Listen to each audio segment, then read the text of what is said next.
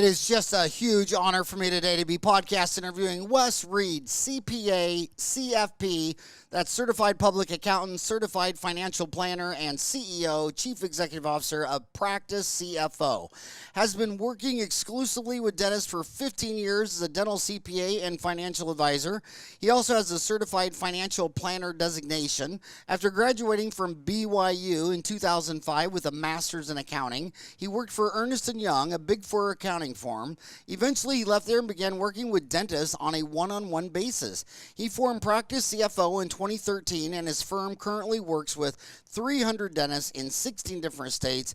His team of 22 people include financial advisors, tax CPAs, accountants, and investment specialists. Together, they oversee global financial systems for their dentists.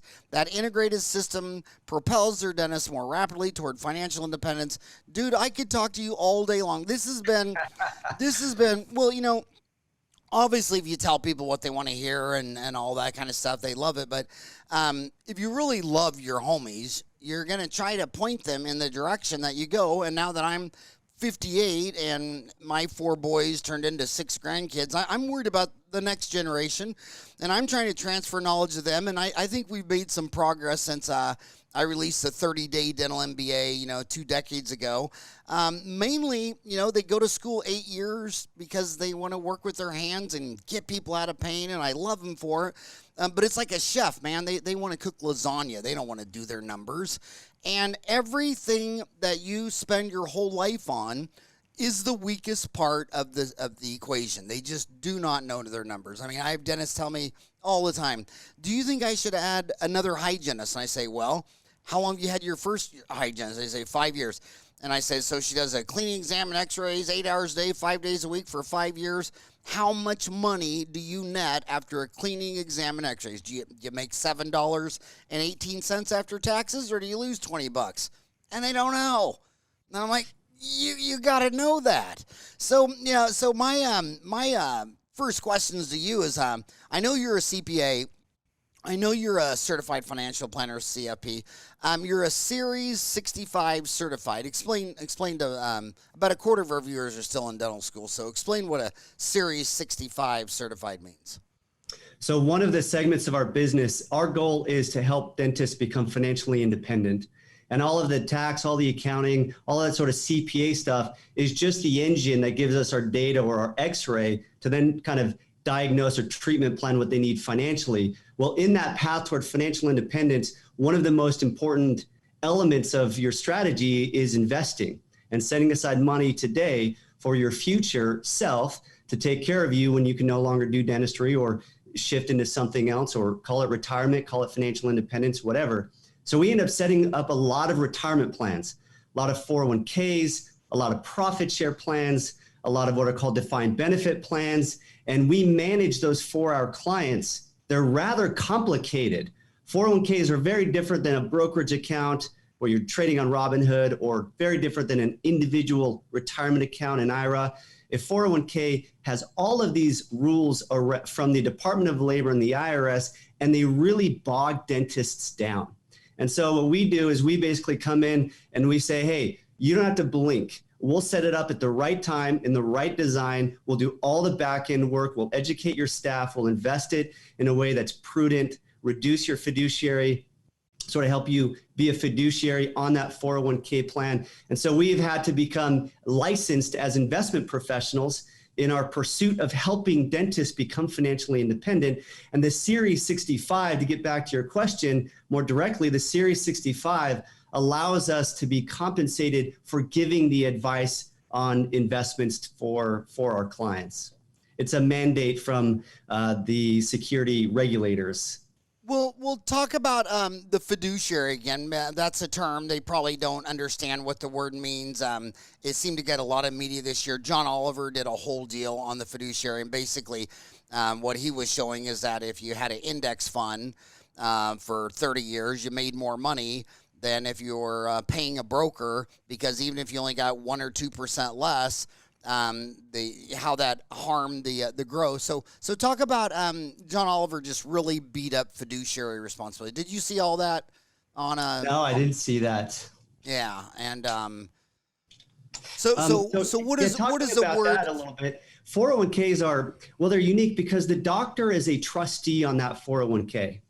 And as a trustee, the doctor has a responsibility to make sure that, number one, it's abiding by the Department of Labor rules around what's called discrimination, which simply means that the doctor can't go pocket a bunch of money as a tax-deductible employer contribution to themselves and not fund something for the staff. That's one requirement among many, and they do annual testing to make sure that it's compliant. And doctors don't want to learn about that, and they don't have time to learn about that, all of those rules. And so we help them with that together with what's called a third-party administrator. But the other thing is how they invest the money inside of the 401k, or what options they give to their employees, is an important responsibility that they don't want to get wrong. And I have met with doctors who had put all of their investments in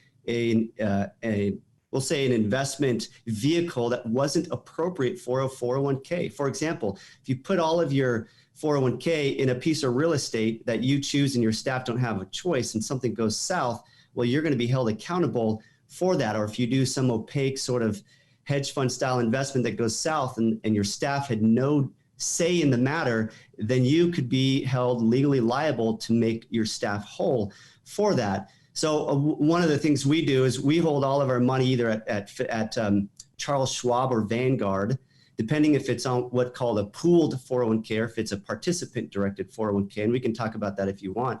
And then we sort of make sure that it meets all of those obligations so that the doctor can basically do their dentistry and not worry about having to meet these obligations from the staff and potential litigations that could come up from doing that wrong.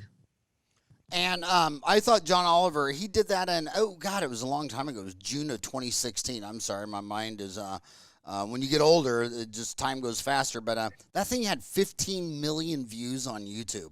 It was wow. It was a big deal. What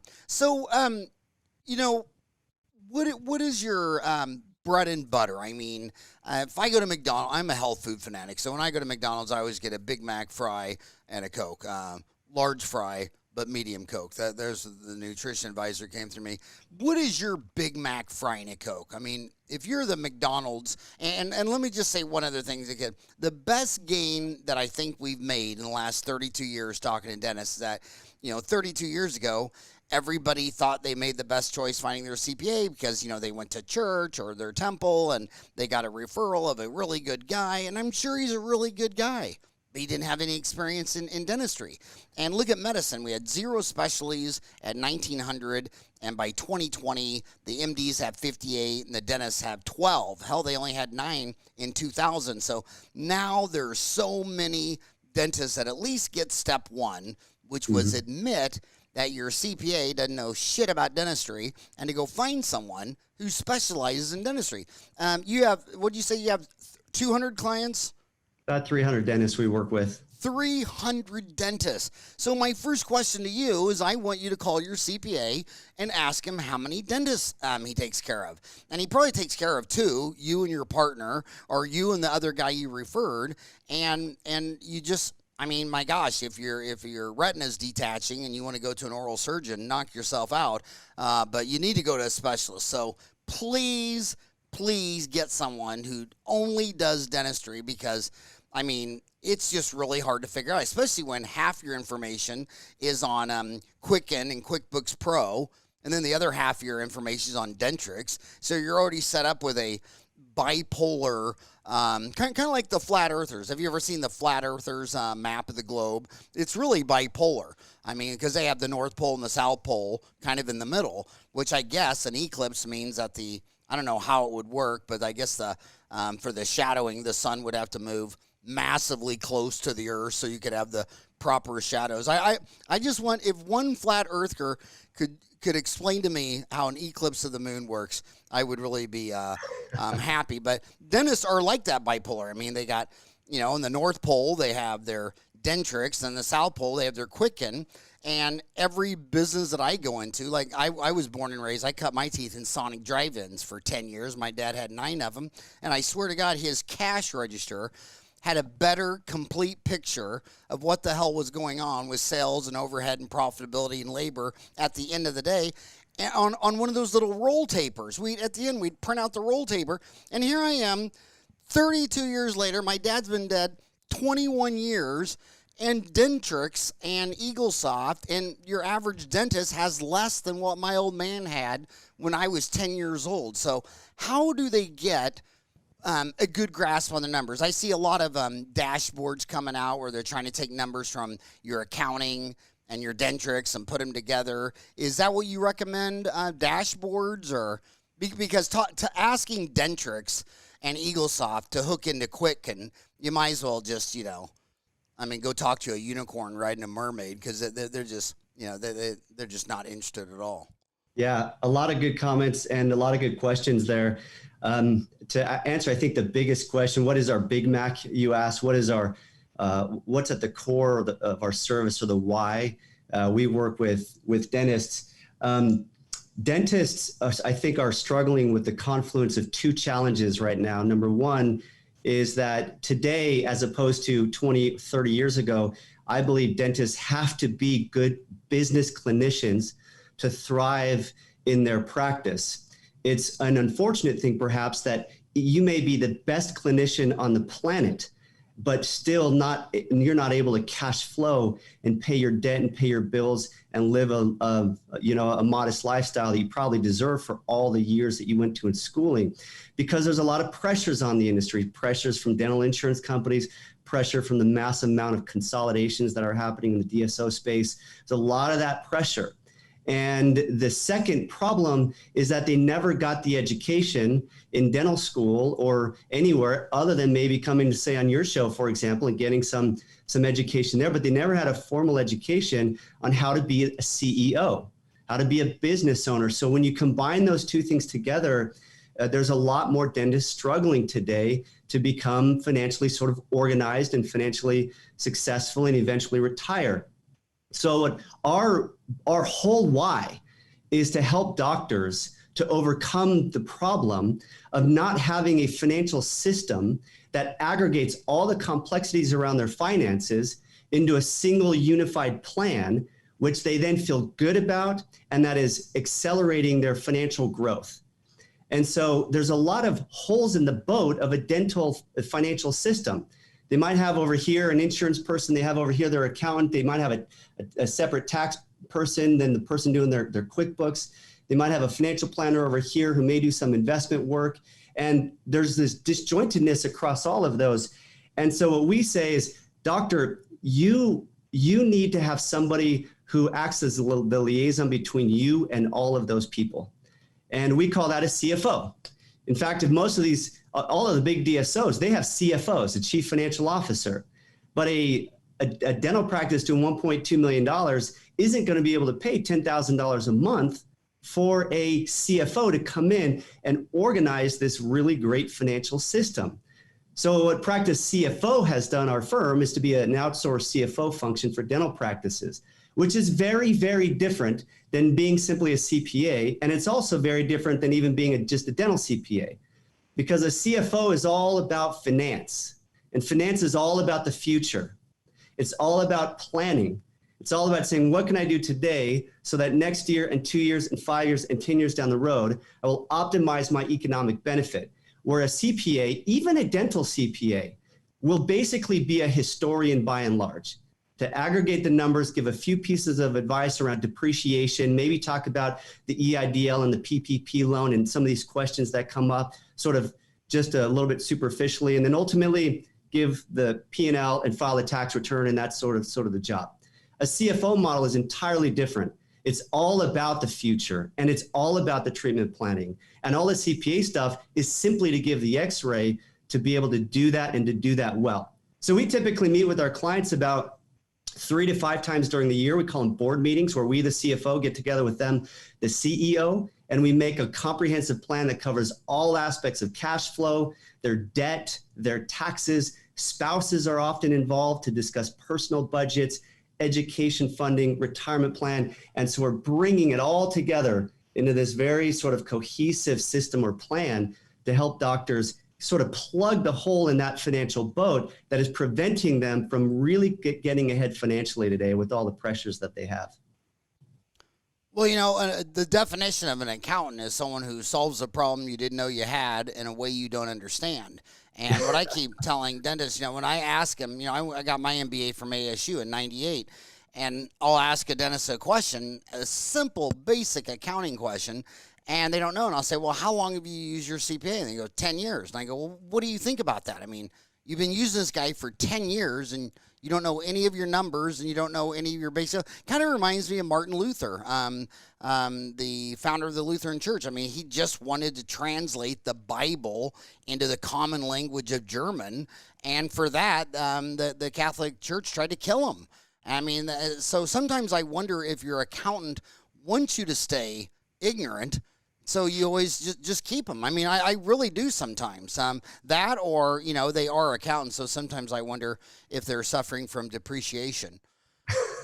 I find that dentists expect their accountant to be something other than an accountant. And I don't really hold the sort of standard definition of accountant guilty, because their job as an accountant is to give information for the doctor to then make, or for the business owner to make decisions, and their job is to file a tax return.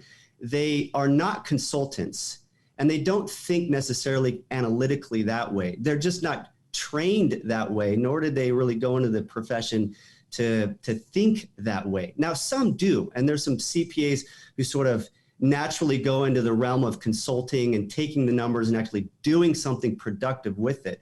But generally speaking, that's just not what they're in business to do.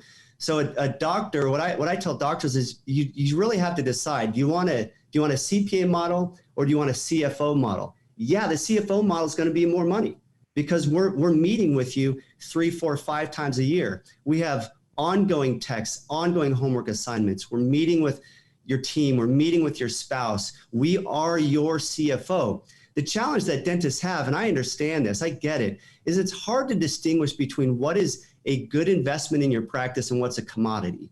And typically accounting, bean counting, bookkeeping, QuickBooks management, whatever, it's basically put in the category of this is a commodity, just like my utility bill. So how can I get it to a really low rate and just sort of have that done with, check that box, and move on to other stuff? When really all good CEOs, I believe, big business, medium-sized business, they understand the value of having that financial mind to coach them, to work with them, to get them through those decisions as a business owner. And dentists, even though they're small business, man, they got to calculate their break even. They got to know their overhead. They got to understand the difference between fixed and variable costs.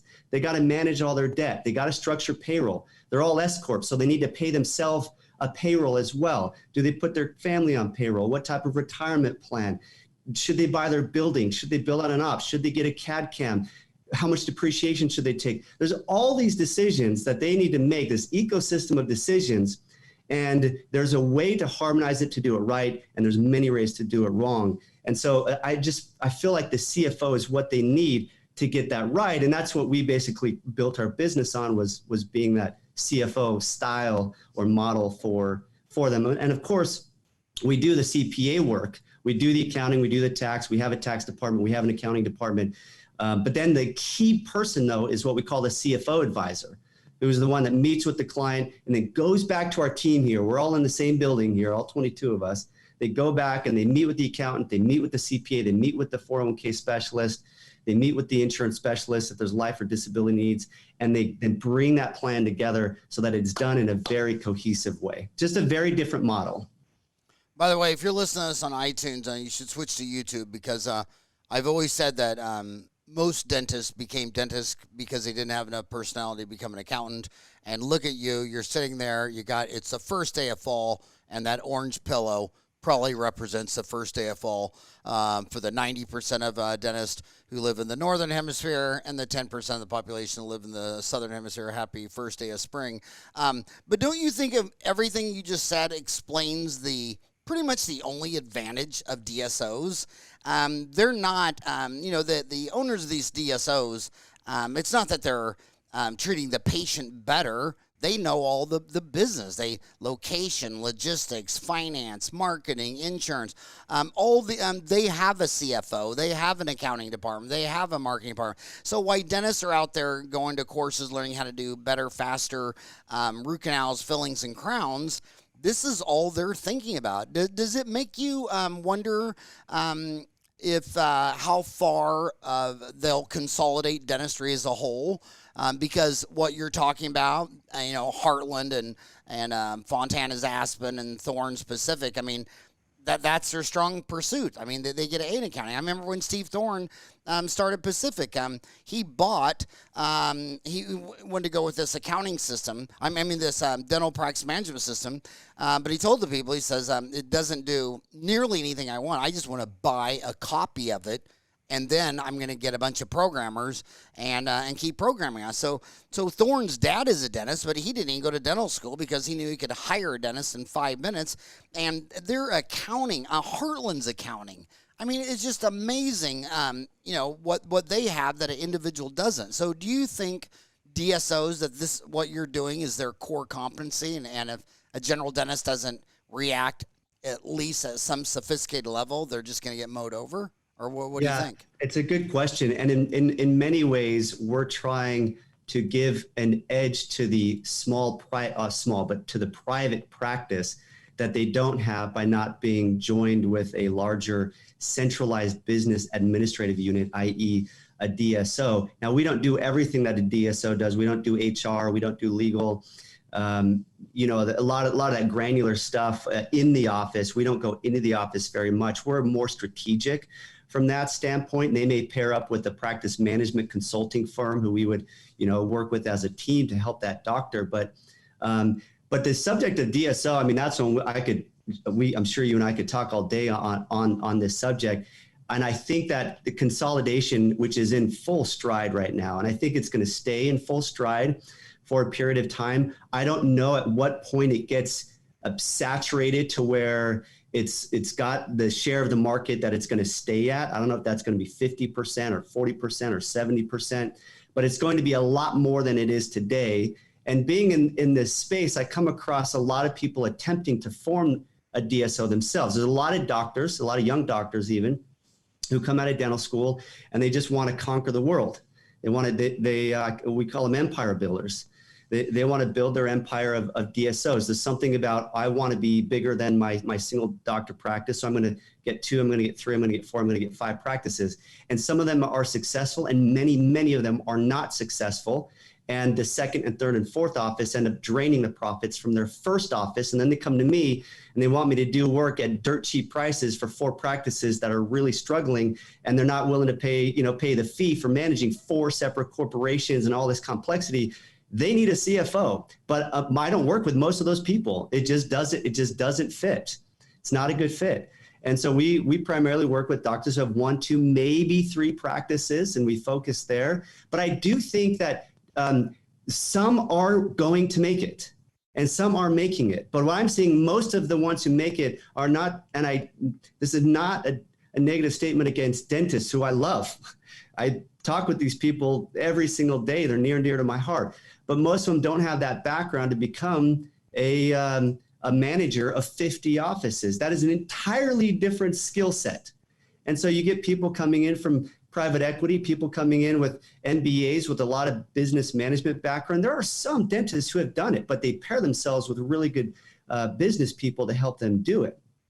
But it's sort of getting past, it's not just, a lot of people think I need to get 10 offices and I've done it and I'll sell for $20 million, get an EBITDA multiple of 15 and life is great. It doesn't work that way because those offices need to prove profitability. And the challenge is, how do you truly centralize the functions, the business management, the administration into a single place?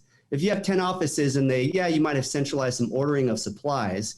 You might have a marketer doing some common marketing, but they're still by and large 70% functioning as independent, separate entities. You're not operating as a service. There's no service organization that's managing all that. And so you're not getting the benefits of scale. And DSOs are all about the benefits of scale. And so you got a lot of people who sort of hit 2, 3, 4 offices and they hit that brick wall. They don't know where to go. They struggle with financing to get any more practices, and it just sort of flounders. And I'm seeing that a lot. So even though I think the consolidation is going to happen, I think it's going to happen very sort of selectively to a selective few who will figure out the formula to make that work. And so how big do you think it'll be in, this is 2020. How big do you, Stan Bergman, the CEO of Shine, says that DSOs are buying 18% of supply. So I trust Stan's number. So, it's under 20%. And then Arizona is number one since we accept all licenses from any other state.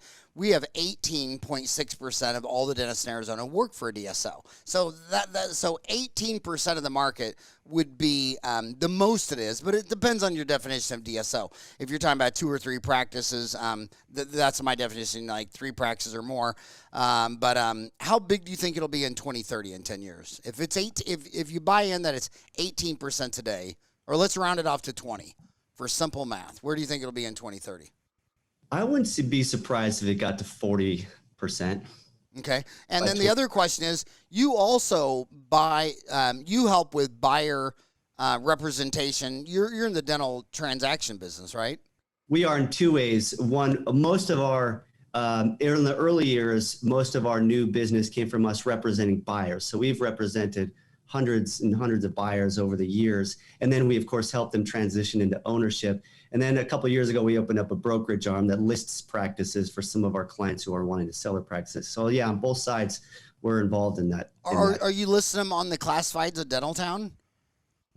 I think we are. We have a broker named John. That's surprises me every time I look at the statistics for Dentaltown. The classified ads is far bigger than I think anybody realizes.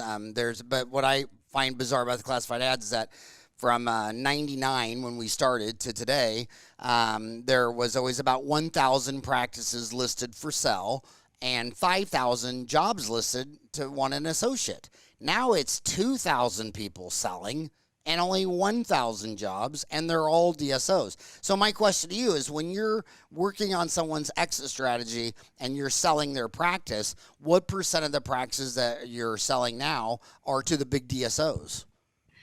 Well, we haven't sold any of the big DSOs, but we've sold about 30% to regional DSOs, which I think are really on the rise, are the regional DSOs. And that's, when I say regional, I might say somewhere around 6 to maybe 15, 20 offices. And that's where my MBA brain kicks in, and I agree with that. I mean, you go to any small market town of, say, 250,000 people, and you're on the south side. Well, all the low-cost, cheap advertising like radio and TV and billboard, you can't just do it for one practice on the south side. You need one on the north, south, east, west. And I'm telling you, radio station, the cost of radio ads has gone to, because of the internet and social media, television ads. I mean, I know periodontist that'll have a 1-hour program in the middle of the night for like $30 because it's so cheap. There's all these channels. So I see that first layer of flat. You can get some scale. You can bring in someone full time for HR, for legal, for marketing. You can get 4 or 5 people that can just really focus on the non-clinical stuff, and they do great. Where I think it breaks down is the second layer of management in another state where the CEOs and those guys want another 17% off the top. I mean, shit, my lab and supplies isn't 17%. What efficiency could you bring to the table that would be beneficial of 17%? So I do think if the DSOs is in a city or in a state and it's one layer of management, if it's one layer of management, you're not trying to go public on Wall Street and all that. You're just trying to do everything more efficiently. I do think group practice, but I like to call that group practice because I don't really think that's what the brand DSO means. I mean, I think DSO means I'm in several states. And I think 10 practices or less in one state, I just think that's group practice, 2 locations, group practice, 5 locations, something like that, as opposed to the brand DSO, like your Aspens, your Heartlands, all that kind of stuff like that. But yeah, you just have to get someone that knows your numbers. What is, I know what they'll try to do. They're saying, well, I know what I'm going to do, Wes. I got the best idea ever. You know that chick I married? Yeah, well, when we were in the back seat of the car, I was asking her, tell me, what's the difference between a statement of income, a statement of cash flow, and a balance sheet? And that's why we got married. I know, I'll just have my wife do it. And the wife is the spouse, I should say, because I know women dentists with their husband there. I think the definition of your spouse needs fired if she hates the job, if she doesn't want to be there. I mean, some of these moms are stressed out of their mind because they got 3 kids at home, and that's where their heart is. But their husband wants them to come in and be the CFO, and he thinks, well, you own half the business, blah, blah, blah. But I'm telling you, I mean, how come, you can tell when the wife really wants the job, and she's a dynamo, and you can tell when her heart is not in it. And do you run into a lot of that where the dentist just goes to another root canal course and just dumps all this stuff on his spouse, and the spouse not really into it, and that's one of the big problems of the information catastrophe? Yeah, I have the whole spectrum of involvement of a spouse. I have some clients where I only meet with the spouse, and the doctors just wants to do dentistry and then leave and go mountain bike riding. And then I have the other end of the spectrum where I don't even know the spouse and never met the spouse, and sort of everything in between. And I've seen it work in both ways, but I've never seen a case where the spouse, unless they really had a good background in accounting and finance, really be able to play the role of a CFO strategically, because they don't understand all the complexities of taxes, tax basis issues, depreciation issues. They don't understand a lot of the just the nuances around cash flow management, debt structuring, 401k management. So I would say a good spouse is like a good controller. And in a business, the controller is the person who's sort of working between the accounting department and the CFO. But you really need somebody to orchestrate more of a high level design behind everything. And that's where I love it when a spouse comes in, because I can then delegate a lot of the in-office day-to-day tasks to that spouse who might be working, 10, 20 hours a week from home or in the office to do the stuff inside the office. And we do all this stuff externally outside of the office related to their finances. And in some cases it helps. Some cases we get spouses who are an engineer and captain DIYers. That happens with some frequency. And the DIYers usually aren't a good fit for us because they feel that they can do everything and construct everything. And they're really focused on saving a penny here and saving a penny there. And I say, great, go have some success, and we go our own ways. But we really love working with clients and see the most success in people who are coachable. It's like any great athlete. And Tom Brady, that guy seeks out coaching. He seeks it out aggressively. And that's what we love it when our clients seek out coaching from us and they take our advice on how to construct their finances, because those are the ones who are increasing their net worth dramatically every year. And they're willing to live on a budget. And we set that budget, and then they go and they produce, and they create a great culture in their practice. That's what they need to do: produce and create a great culture, and then delegate to good people.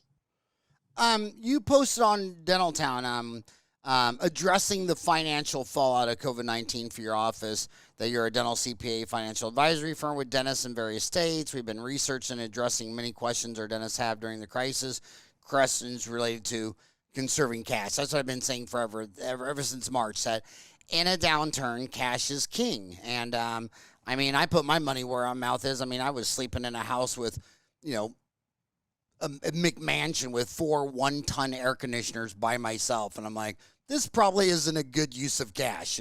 I've been sold that. But what is new in your job since the World Health Organization declared this a pandemic back in March? What's different with your clients now? What's changed in your advice? What COVID-19 advice would you give?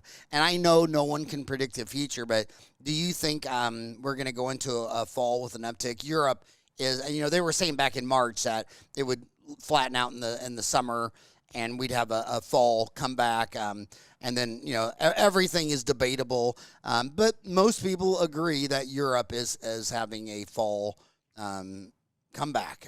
So where do you see the COVID-19 dental pandemic right now? Well, it affected this year for our business a lot. Not in that Practice CFO has necessarily suffered, but what I mean by that is Practice CFO was really called into action in a way that we haven't been in the past. In the past, we have a very sort of systematic rhythm of meetings and what we address in different parts of the year with our clients. But this year, that was all thrown off when COVID happened, and then the government starts providing stimulus packages to dentists. And when the Paycheck Protection Program, the PPP, came out in its draft form and then it came out in its final form, we were completely lambasted with questions because dentists were closing down. And what did it mean? How much do I get? How do I apply for it? Is it forgotten? How do I get it forgiven? And so we basically mobilized our firm for about 3 months to work about 80% simply on applying for the PPP for our clients and applying for the EIDL, the Economic Injury Disaster Loan. We did probably 25 webinars on this, some created ourselves, some for different organizations, dental societies and whatnot, and tried to educate them. I created a 10-step program for dentists on our website where it walks them through 10 steps with a video tutorial on what they can be doing to take full advantage of the government stimulus programs for them and at least I try to answer as many questions as I could. So it was a massive amount of time. We were doing global emails probably every 2 or 3 days to give updates. But we applied for about 300 PPP applications. Every single one of them got it, thankfully. And now we're just pivoting to applying for the forgiveness on those PPP loans as well. And then, of course, answering people's questions about should I pay off the EID loan, the Economic Injury Disaster Loan, which is not forgiven. Again, you got PPP and EIDL. PPP is forgiven. EIDL is not forgiven. It's a 3.75% interest rate over 30 years. And there's rules around what they can use that for, what they can't use that for. And I won't get into all the details on that. But this was just an example of how what a finance firm, what a firm that is focused on planning for the future is going to be. They have to sort of stop what they're doing and address these things that came up. So it really affected us. And now we're going to spend our accounting department is going to spend probably 2 months, almost full time, applying for forgiveness for our clients for the PPP loan. We charged $150, so basically nothing, to do all that work for our clients. And but it was according to the feedback, it was helpful for a few people. Now, on your website, when you just said those videos, is that on your? You have two websites I'm aware of, PracticeCFO.com, and CFO is for Chief Financial Officer, PracticeCFO.com. But you have another one, Vimeo.com/channels/PracticeCFO. Are those Vimeo videos all on your PracticeCFO website? They are. The Vimeo videos are just where we is just where we store our videos that we create, and they're on our website. If you go to, I think, resources and videos, you'll see a number of client testimonials there. But on our website, if you want me to get specific about that, there's actually a COVID page. If you go to resources and under the resources drop down, it says COVID Resource Center for Dentists. And you'll see just a plethora of information here. And this is the aggregate or the aggregation, I'll say, of all of our advice to the dental world and to our clients. It has videos, PDFs, 10-step program alerts, things like that. And it was crazy, Howard, because there was one day on a Thursday, we announced that we were going to do a podcast, a webinar on what to do about COVID. And I had a limit of 1,000 people, and I thought there's no way we'll hit that, especially in 24 hours. Within 24 hours, we hit the 1,000 cap. The demand was so huge for understanding, what to do with the PPP, how to get it, how it's going to be forgiven. When they get it, what do they do on day one? Do they start hiring their staff or not? All these questions. But yeah, so Vimeo is where we have that. We actually have a If I can tell you about another website, do you mind if I tell you about another website real quick? Please, please. So I had mentioned how one of the struggles that dentists have, especially early stage dentists these days, is the fact that dental school doesn't provide a whole lot of education to them financially. So we are just about to launch this week, maybe next week, a program called Associates on Fire. And it's a financial education program for dentists. And we have a website called www.associatesonfire.com.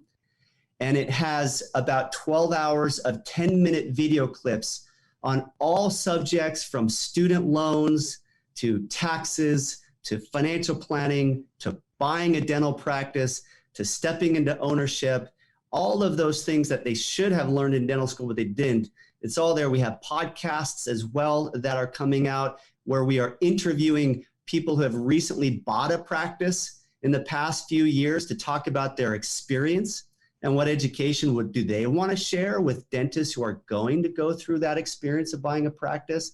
We have downloadable resources, checklists, timelines, things like that to help them as they go to buy a practice or deal with their student loans, all of those things. Then we even have a certification where they can take a 3-part test with a few multiple choice questions and become AOF certified. Banks love it when associates can demonstrate that they understand the business side of dentistry, may even help in the underwriting process as well to have a business plan, that kind of thing.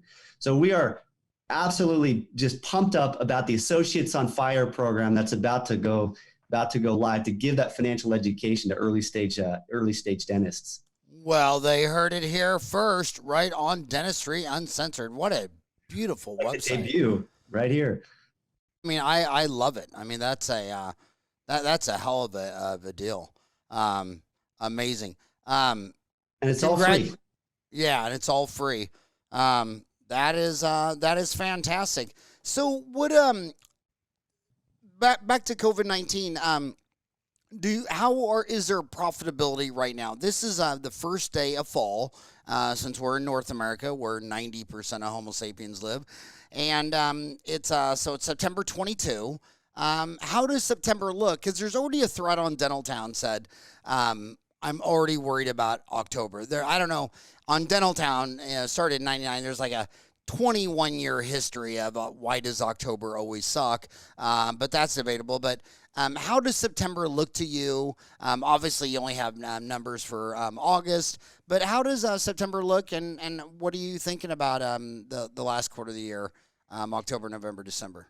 So I'm seeing about 80% recovery, top line collections across our clients.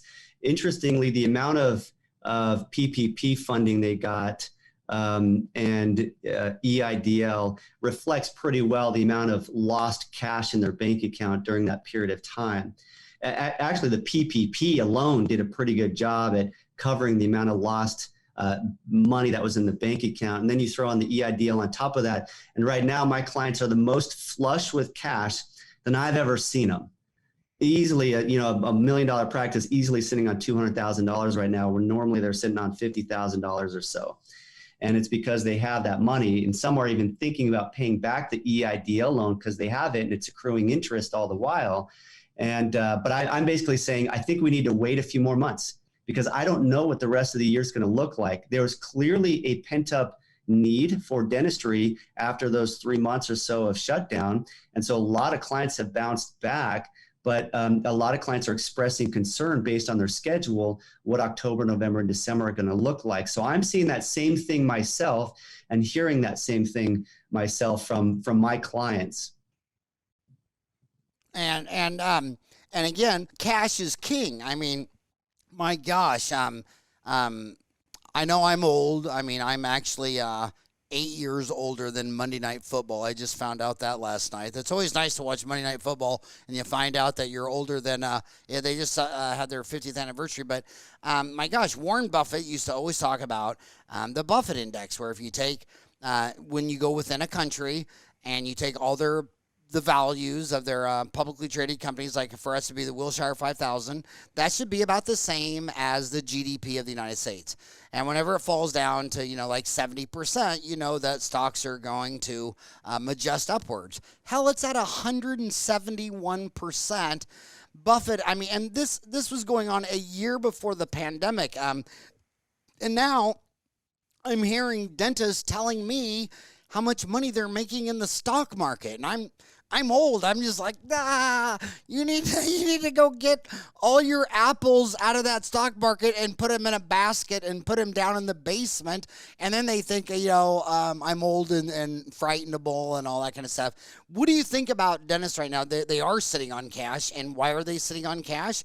Because the pandemic has taught everybody all the things you can go without. Like, I didn't know that I could go without eating out at a restaurant every night. They're just not spending a lot of money. They're not flying around all these conventions.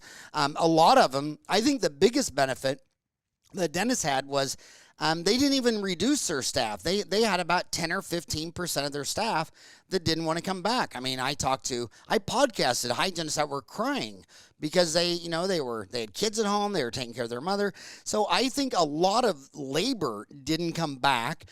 So their labor went down. And by the way, when you talk about when we were talking about earlier about when you start building your own DSO, the highest fatality rate is between 3 and 4. And Greg Stanley and I, a consultant in Scottsdale here, we were talking about that 30 years ago, because if you're really aggressive, you can make so much money on one that you can start a second one. It's not quite all that, but you're making so much on the first one. But by the time you get to the third one or the fourth one, you can't do enough dentistry in your only profitable dental office to cover all your losses. And the mortality rate is between office 3 and 4. But I think the other sign that your group practice isn't working is as you start scaling to be a better business, your labor starts going up. Your labor went from 25 to 28 to 30 to 32 to 35. And if you can't scale by keeping your labor down, if you don't get an A in your costs of labor, it doesn't matter if you got a lockbox over the thermostat and your electric bills on solar. Those aren't your costs. It's labor. It's the price of the dentist. It's the price of the staff, then labor, then supply, and then lab, then supplies. But do you think they're sitting on a lot of cash because their labor has gone down? And what do you think of those guys who are taking that extra cash and day trading stocks? I think most of the extra cash is coming from the EID loan, because I think the PPP loan has pretty much been used up to pay their staff. And then I think there was a temporary injection from the pent up need for some dentistry and in the last couple months, which I think is going to pair off now a little bit. Should they take that money and go invest in stocks? Absolutely not. First of all, that money, that's against what the regulations are around that money, although the audit risk is virtually nothing for most dentists. But they need to keep that as sleep insurance. They need to keep that as money in the practice, because we don't know what the next 6 to 12 months is going to look like. Here's a couple thoughts on what dentists can do specifically right now in the situation they're in with COVID somewhat behind us, somewhat ahead of us, some uncertainties, and wanting to protect sort of their practice and their cash, is I think they need to hold onto the EIDL loan, generally speaking, a little bit longer, and not pay that off yet. Now, if your practice is clearly back on track and your schedule is booked out for months on end, great. Go ahead and pay off the EIDL, stop accruing your 3.75% interest on it. Otherwise, hold it for another 3 to 6 months. That's number one. Number two, keep funding your retirement plan if you can. The market is still down, especially after the past few days. The market is still down. You never want to stop funding your retirement plan, like your 401k. Keep funding that. Worst comes to worst, you can stop funding that and then even go take a loan on your 401k, but that's just going backward. So I say keep funding your retirement plans. Don't worry about the volatility in the markets when it comes to your 401k. You're not going to touch this money for a long time. And if the market falls, well, great. You're just buying shares at a lower cost. You're going to do what's called dollar cost average more effectively during this period of time. Just focus on contributions. And then, of course, you get the related tax deductions on funding your retirement plan. Next thing is be careful with depreciation. There's always, as we're approaching year end, there's always the temptation to go buy new equipment, new chairs, new x-ray machines, new build outs, new everything, because you get, of course, what's called a Section 179 tax deduction, where you can write 100% of that off in this year, even though you finance it. But be careful with that, because this year you may be in a pretty darn low tax rate, relatively speaking, because it's the year of COVID. And if you're in a lower tax rate this year, marginal tax rate, you don't want to take a bunch of accelerated tax deductions, which is what 179 depreciation or bonus depreciation is. You're simply taking deductions from future years and you're packing them in to this year, and you're getting this benefit from a tax standpoint that looks great, and you're paying little taxes or getting a big refund, and your CPA looks like a hero and all that stuff. But you just took a bunch of tax deductions in a relatively low tax bracket year. And if you finance it, don't do that. Instead, just let it ride its normal depreciation over the next 5 years, which is what most equipment is deducted at. And you'll match the deduction with your payments on the debt for that. And you want to match your cash outflow on the debt with the tax benefit or the tax deduction over time. So just be really careful with depreciation. By default, most CPAs just automatically take Section 179 deductions and bonus depreciation as much as they can without even a second thought. When most of the time, because you're financing it, that's the wrong decision to make. You may do some, but it really needs to be viewed in your global tax and financial picture to determine the right amount of depreciation to take. The last thing I'll just say is use this as a great period to plan for next time, because there most likely will be a next time. And if you didn't have enough working capital in your bank account, your corporate bank account, if you didn't have enough emergency reserve in your personal account, because we own too much car, because we own too much house, because we're traveling too much, let this be a lesson that we need to always have an emergency reserve fund personally and in the practice. I define that as having somewhere between 6 to 12 months might be aggressive, but at least 6 months of living expenses. So if you spend $10,000 a month, I think you should have $60,000 sitting in a savings account for your family.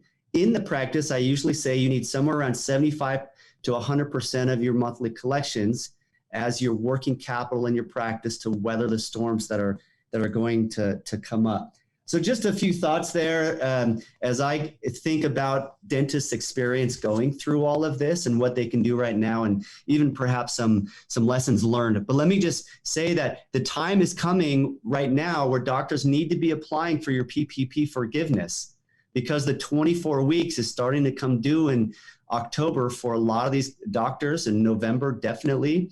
And you should, if you apply correctly, be able to get 100% forgiveness on that PPP loan. The banks are still a little bit trying to figure out how the application is going to work. There's a lot of whisperings that Congress is going to issue some legislation that will simplify the loan forgiveness. Keep in mind that that PPP money, as it stands right now, is taxable. Now, it's not taxable in the sense that it adds to your taxable income, but the IRS issued a letter stating that anything you pay anything that you buy using the PPP money is not deductible. So if you used it for rent, now that rent is not deductible. Well, that is the exact same thing to the penny of basically saying that that's taxable money. So as of right now, the PPP is taxable money, and you have to plan for that. If you haven't met with your CPA, or if you're a client of ours, your CFO advisor, just make sure that that's been factored into the analysis in terms of your tax withholdings and estimated payments. And then if Congress comes out and says, hey, we actually want to forgive this because it was never intent to give you this PPP loan and then pull back 40% in taxes, which I'm cautiously optimistic they're going to do, well, then great. You can reduce your withholdings, you'll get a refund, etc. Just be careful to not get caught on April 15th owing a bunch of money because you didn't know that that was taxable, and Congress doesn't come and change the current tax status of the PPP money. Just a few more thoughts there on the current situation. this is another theme I've been beating up dentists on for a solid 32 years, and I'm going to see if you agree or not. But you posted on a post on Dental Call Town on the millionaire mind, and how millionaires, there's been a couple great books written on this stuff by PhDs, and this guy with a PhD says that millionaires, they tended to live in older established homes in nice neighborhoods. Most didn't live in Most didn't live in newly constructed homes. They tended to drive average regular cars. Most didn't have fancy cars. God, it just seems like dentists always live beyond their means. I mean, if you say the average family has less than 2 kids, dentists will have 3, 4, 5. I mean, and I did it. I had 4, and my oldest boy, he's already had 4. I mean, he didn't learn from me. My mom had 7. I guess I improved. But they always seem to have too many kids, a stay-at-home spouse, fancy vacations. I mean, I go down the deal and I say, okay, well, most people go to the lake and go fishing, but you got an airplane or went on a cruise or went to Hawaii. Most people have a little $30,000 car. You have a $60,000, $70,000 car. Your wife doesn't have a job and she's got a $70,000 car. You should have 2 kids. You had 4, 5, 6, half a dozen. Do you think living below your means, do you see that as a problem in dentistry, or do you think they're the same as all Americans? I think they come out of dental school with what I call pent-up consumerism, which is they've restrained themselves for so long that now they're making, I don't know, $175,000, which is massive amounts in their mind. Now I sort of deserve to live the life that I've deferred for so long. And in my Associates on Fire program, in our first video, it's called The General Timeline of Events in the Life of an Associate. I tell them to keep living like a dental student. I know it can be a little painful, but keep living like a dental student for a little bit longer, because there's a compounding benefit, kind of like a compounding interest. Is interest that then creates interest on itself, and it has this geometric growth up over time. The more that you can, in these early years, maintain your frugality and your carefulness around your finances, the more options you're going to have down the road, medium term and long term. The problem that I find is doctors and people in general, heck, I'm totally subject to this at times, and I have to catch myself, are just subject to this concept of marginal thinking. And marginal thinking is the belief that it's okay to neglect a small and important decision because the effect of that neglect feels harmless because it's small. So it's okay if I spend a little bit more right now. It's okay if I don't exercise today, or if it's okay if I don't spend a little time today with my kids, or if it's okay if I do this and that. But when it comes to finances, marginal thinking is a chronic problem in human nature, and that also exists within dentists. They're not immune to that thinking. And so they will make decisions continually that in isolation aren't harmful, but in the aggregate are extremely harmful.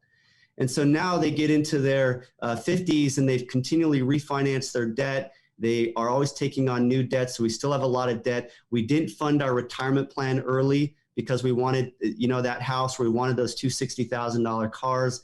We wanted to take that travel. We wanted to give that appearance. It's so funny because some of my wealthiest clients, they don't drive around the expensive car. And some of my least wealthy clients drive around really nice cars. A car is, I wouldn't say it's inversely reflective, but it is commonly an illusion of what somebody's financial situation is like. But it's hard to feel content knowing that my personal balance sheet is solid, but nobody knows about it. We just have this need almost to want people to know about that. And yet that is one of your greatest competitors to building wealth is to fight that desire and to know that your wealth and your financial organization and success is really a personal thing. That said, a lot of I don't know. Dentists do struggle with that concept of marginal thinking. My car is a 2004, and whenever I'm meeting with some kid who's been out of AT Still or Midwestern for a year, they're driving a $80,000 Beamer. Yeah. And I'm like, wow, it's like, where does that come from? And I also, do you think you can do business financial planning without personal financial planning?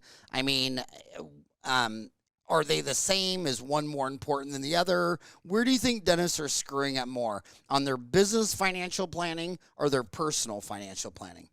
I think it's I think it's very equal, to be honest. I know Same for a thing. dentist, you can't do good personal financial planning if you don't have good business financial planning, because the business is the heart of your cash flow. It's the engine of all the dollars that eventually flow to your personal balance sheet, which then is what dictates how prepared you are for financial independence.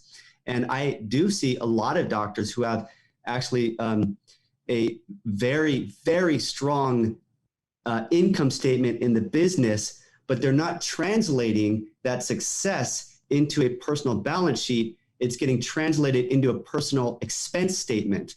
And so they buy things that lose value over time. One of my policies that I'm always telling doctors is, I know a doctor has really turned a corner psychologically when it comes to finance, personal finance, when they don't have car debt anymore. Because car debt is consumer debt, in that you buy something, you have debt, and it loses value over time. That's different than buying, say, your house or a rental property or an investment that goes up in time. And debt that is collateralized like that, it can be a very good debt, and it's very necessary, I think, in the world of dentistry if managed correctly. But consumer debt is chronic. It's just absolutely chronic, and it's so accessible these days. So I think doctors have to get a planned business in their business in order to be successful personally. But just having a successful business plan and being successful doesn't always translate into a successful personal financial plan. The two really need to talk to each other. And I think a good financial planner for a dentist is going to understand the language of dentistry enough to be able to create a joined plan around the business pocket and the personal pocket. What happens with financial planners with dentists is they often come to a dentist and they say, "Doc, you need to save $5,000 a month to retire at age 60. Ready? Go. I'll see you in 6 months." And the doctor goes back and they're trying to figure out, well, how am I going to come up with $5,000 a month to set aside? And how do I structure my cash flow, my taxes, my 401k? How do I structure all that? And then they meet with their financial planner and, they weren't able to do it. Why? Because the real hard work is in the business. If you can get that right, personal financial planning becomes a lot more accessible and successful once you have the engine of your cash flow producing really well to your into your personal life. Okay, I want you to explain. I want you to put on your we're going to talk right now to the kids in dental kindergarten. They're still in school. They haven't got out, or maybe they just graduated in May, but they're in the middle of a pandemic and they don't have a job. But I do not think they understand why dentists who own their own practices average $244,000 income, and dentists who are employed at a practice average $147,000. Where's the $100,000 difference between I own my own dental office and I work for you? Well, you as a business owner, you not only are making money off your own production, you are making money off the passive source of income in your business, which is your hygiene. If your hygiene can be run successfully, is there another owner that you need to share profits with. So as a business owner, if you can do that successfully, be a successful CEO and cash flow it well, then you get to keep all of the income, all of the profit, the passive profit and profit from your own work. If you're an employee, you're getting paid generally a percentage of your own work, and then the other amount of income that you produce goes to owners as well. Net profit goes to other owners. So that's why the challenge that these young dentists that you're referring to have is it can be daunting to know that now I'm not just thinking about teeth and having a plan for teeth. I have to have a plan around taxes. We all know how complicated that is. I have to have a plan around debt. I have to plan around all these other things we've been talking around. And I have student loans, and I got $600,000 in student loans. And right now I'm on the IBR or pay or repay. I'm on one of these programs and I'm paying 10% of a pretty low amount. But at some point that's going to go way up. And they're just scared. And fear is a very powerful thing. We're seeing it in our world today with COVID. Fear is a very powerful thing and drives a large amount of human behavior. And that is driving a lot of dentists to take the $175,000 instead of the $250,000. Or as I see so many of my clients, they do $500,000 a year. They do $700,000 a year. I have a few clients do $1.3 million a year in taxable take-home income because they run a great practice. But it takes a lot of work at night or on weekends. They're having to do work in those early years, those first 3 to 5 years where they're building the system, where the rocket ship is just trying to get out of the atmosphere and things are falling off and they're trying to fix everything. You know, they're being the business person. But then once it gets into the atmosphere and it's just a little bit of course adjustments, it's a great place to be. So I always say, if you can carve out that path in your career of private ownership, you're going to own your schedule, you're going to own your culture, you're going to own your people, you're going to make more money, you're going to love it. But it's not cut out for everybody. And that's totally fine. How many children do you have? I got 3. Yeah, I tell people that, you know, if you sit around and wait for the perfect time to have a child or open up your own practice, you're going to be 103 years old when you're ready. I mean, I got out of school. I made 4 boys in 60 months. I'm the most proud of that. And I graduated May 11. I had my office open September 21. And that's when you're young, you're dumb, you have all kinds of energy. You're not going to have that energy when you're 35, 45, 55. I mean, when you're young and dumb and don't know any better, start your family, start your practice. And by the time you realize, wow, I bit off more than I can chew, you're done. You already got the kids. You already got the practice, and then you're just so glad you did it. I sometimes I wonder if they're just too smart. They're so smart they know all the risk, and they get paralyzed by fear. What do you think of the average of the fear of the coronavirus? Do you think it's warranted? Do you think it's way too much fear? Do you think that's another over fear reaction to a threat that's basically hurting 1%? Yeah, great question. And I have to be careful because it's such a sensitive time. I'm here in Southern California. I'm here in San Diego, Del Mar, and Carmel Valley, and other areas where it's kind of a sensitive topic. But I mean, if you ask my personal opinion, and people are going to find me wrong in this. I read an article from a renowned European epidemiologist who said we're killing a fly with a sledgehammer, and the places that allowed it sort of play itself out and do its thing. And it's really, really unfortunate that people are going to die from this. It's really, really unfortunate. And we need to take precautions. I wear a mask whenever I leave. Most of my staff is working from home. Don't get me wrong. We take precautions, but there's a tremendous amount of unquantifiable harm and pain and suffering, lack of effective education among massive numbers of kids, incredible number of people whose businesses are going under, financial stress, depression, home abuse that's coming because of the way that we're responding to this.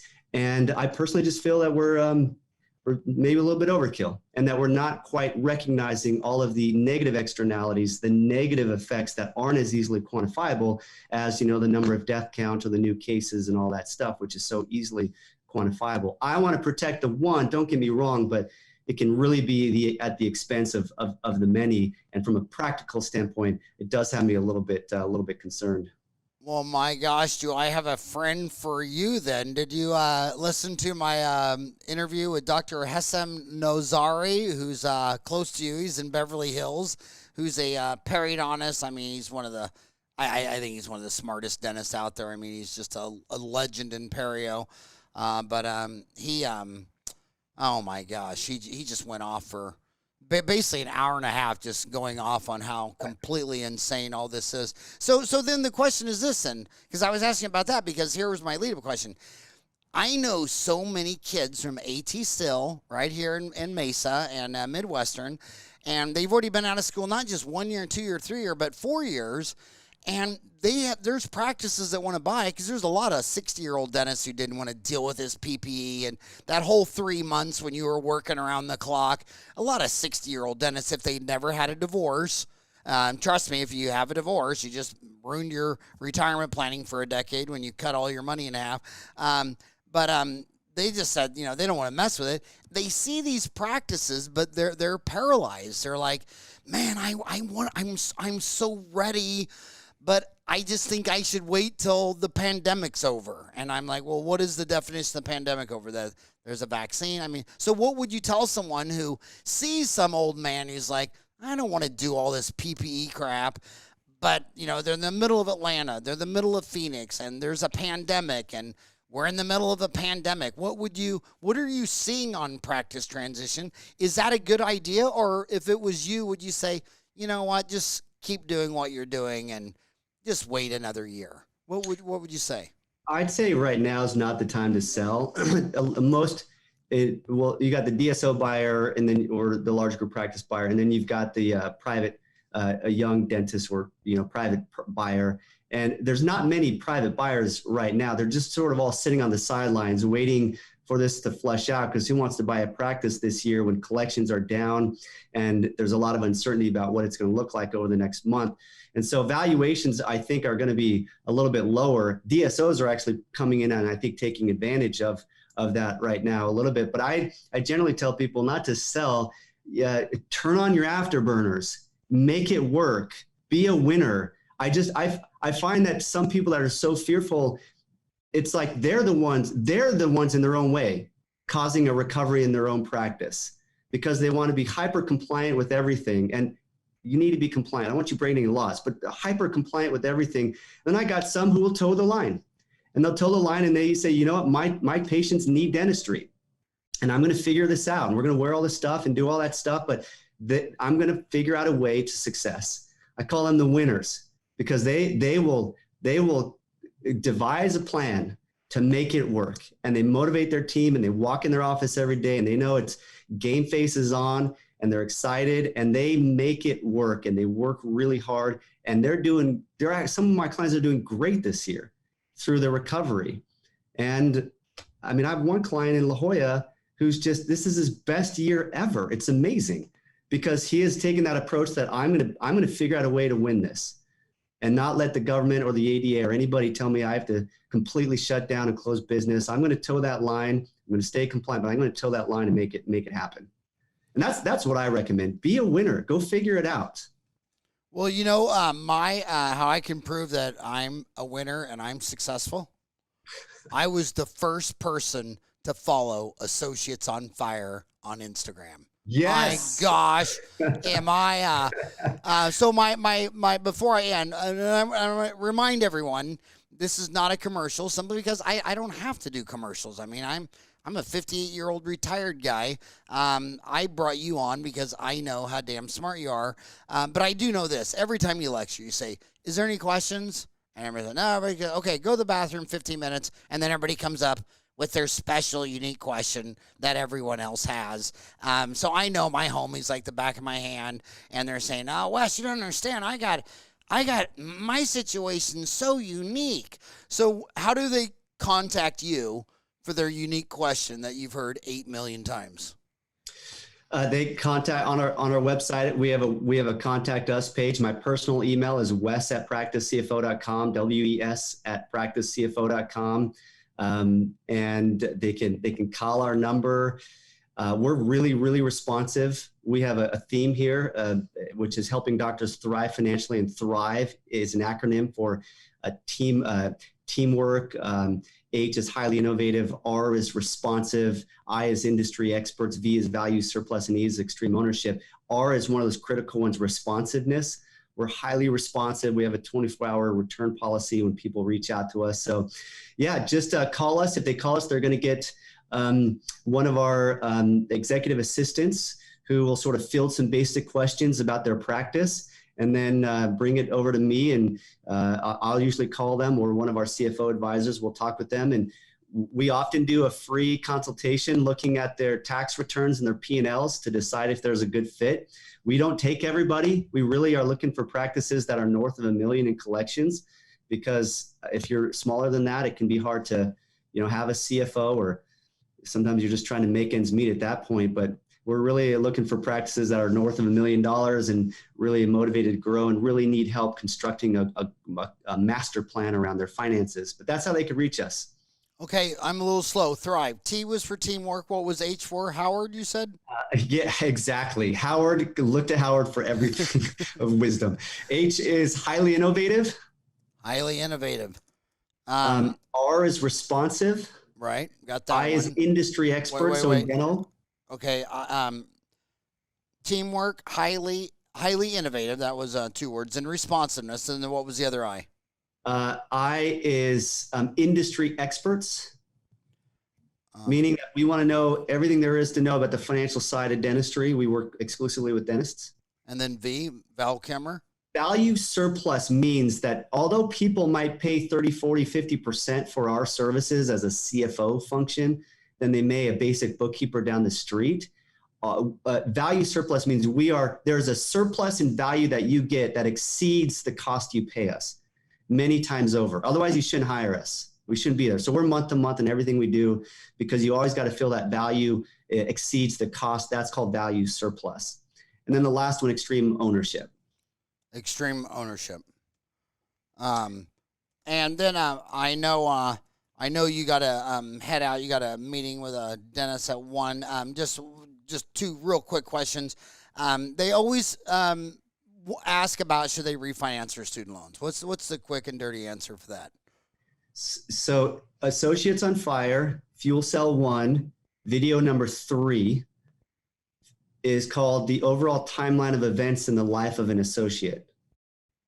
And they come out of dental school, and during that period of time, you need to live like a dental student and save. You need to be saving money. You need to be saving, because liquidity will help you when you go to buy a practice.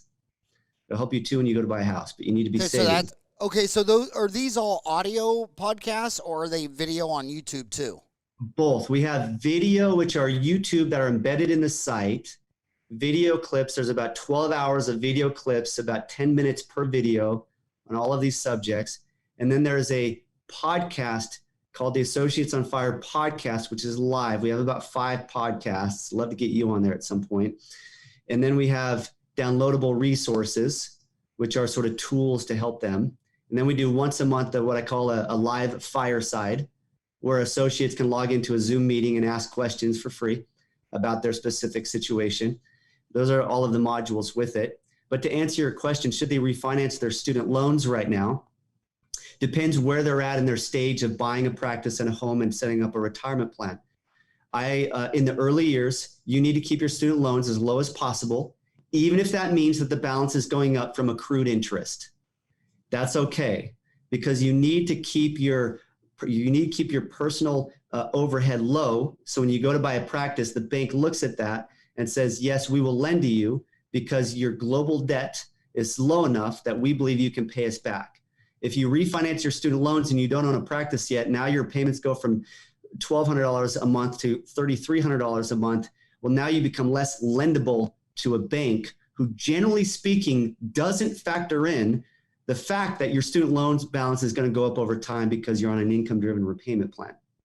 So keep your student loans low. Now, if you've already bought a practice, you've already bought your house, you're already funding your retirement plan, well, great. Now let's go look at refinancing your federal student loans into a private student loan at a 3% 10-year rate, and let's start tackling that. Will you get it forgiven over time? I always tell doctors, maybe you'll get it forgiven after 20 years or however much time is left, or if you're on the PSLF program, you'll maybe get that forgiven after 10 years.